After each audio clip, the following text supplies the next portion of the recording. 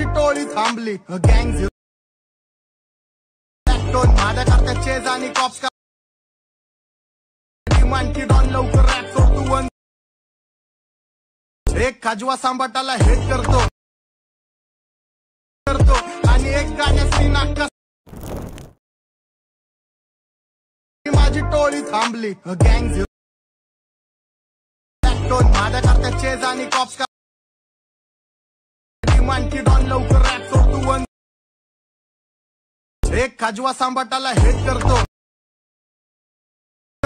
आणि एक गाण्याची नाटक। मित्रांनो, तुम्ही जो आता प्रीमध्ये व्हिडिओ पाहिला त्याचं जे ऑडिओ आहे ते इंस्टाग्रामला खूपच ट्रेंडला चालले आहे। त्याच्यावरती जे ट्युटोरियल आहे ते पण आणले आहे। तुम्हाला सर्वांच्या कमेंट सुद्धा येत होत्या की या सॉन्गवरती आपल्याला ट्युटोरियल पाहिजे आणि तर आपण आणलेला आहे ना। जर कोणी आपल्या चॅनलवरती नवीन असेल तर चॅनलला सबस्क्राईब करून ठेवा। असे ट्रेंडिंग टॉपिकवरती ट्युटोरियल तुम्हाला आपल्या चॅनलवरती मिळून जातील। आता तुम्हाला काय करायचं, हळू क्रिएट करण्यासाठी तुमचं VN ॲप्लिकेशन आहे ते ओपन करायचं आहे। ओपन केल्यानंतर VNच्या होम स्क्रीनवरती याच्या होम स्क्रीनवरती आल्यानंतर तुम्हाला ना वरती 3 डॉटच्या शेजारी QR कोडचं ऑप्शन आहे त्यावरती क्लिक करायचं आहे। गॅलरीच्या ऑप्शनवरती क्लिक करायचं आहे। इथून हा जो QR कोड पाहताय तो तुम्हाला ते सिलेक्ट करायचा आहे। स्क्रीनवरती सुद्धा इथे तुम्ही QR कोड पाहू शकता आणि खाली सुद्धा आपण दिलेला आहे। तर सिम्पली इथून सिलेक्ट करायचा आहे। सिलेक्ट केल्यानंतर इथून आपला जो प्रोजेक्ट आहे इथून अशा इथून ओपन होऊन जाईल।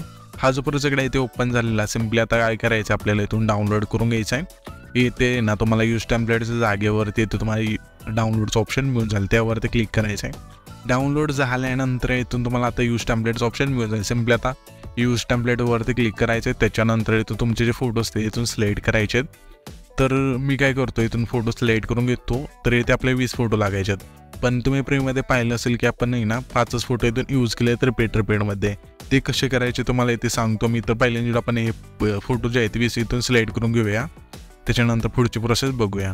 तर इथून तुम्हाला कोणते पण तुमचे जे 20 फोटो असते इथून फक्त सिलेक्ट करायचे, कोणते पण चालते, काय पण परत आपण रिप्लेस करणार आहेत। इथून हे फोटो इथून सिलेक्ट केल्यानंतर नेक्स्ट वरती क्लिक करायचं आहे।